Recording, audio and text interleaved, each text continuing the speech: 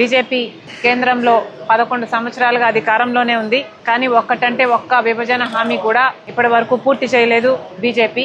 ఇప్పటికి కూడా మన రాజధానికి కావాల్సిన పూర్తి ఫండ్స్ వాళ్ళు ఇచ్చి కట్టాల్సి ఉంది విభజన హామీలో. అయితే ఇప్పటికీ కూడా వాళ్ళు అప్పులే ఇస్తున్నారు. పోలవరం ప్రాజెక్టు జాతీయ ప్రాజెక్టుగా పూర్తి చేయాల్సిన బాధ్యత కేంద్రానిదైతే ఇప్పటికీ కూడా 45 మీటర్లలో కాదు 41 మీటర్లోనే దీన్ని పూర్తి చేయాలి అని పార్లమెంటులో చెప్పినా కూడా వైసీపీకి చెందిన ఎంపీలు కానీ, టీడీపీకి చెందిన ఎంపీలు కానీ, జనసేనకు చెందిన ఎంపీలు కానీ ఏ ఒక్కరూ నోరు విప్పలేదు. ఇలా రాష్ట్ర ప్రయోజనాలను బీజేపీతో సంబంధాల కోసం అటు వైసీపీ అయినా, టీడీపీ అయినా, జనసేన అయినా ఈ నాయకులందరూ వాళ్ళ స్వార్థ రాజకీయాలు చూసుకుంటున్నారు తప్పితే రాష్ట్ర ప్రయోజనాలను బీజేపీకి తాకట్టు ఎప్పుడో పెట్టేశారు. కాబట్టే ఈరోజు కాంగ్రెస్ ఎదగాల్సిన అవసరం ఉంది. ఎందుకంటే ఒక కాంగ్రెస్ పార్టీ మాత్రమే ధైర్యంగా, నిజాయితీగా బీజేపీని ఎదిరించి ప్రశ్నించే సత్తా ఉన్న ఏకైక పార్టీ ఈరోజు మన రాష్ట్రంలో ఉన్నది ఒక కాంగ్రెస్ పార్టీ మాత్రమే.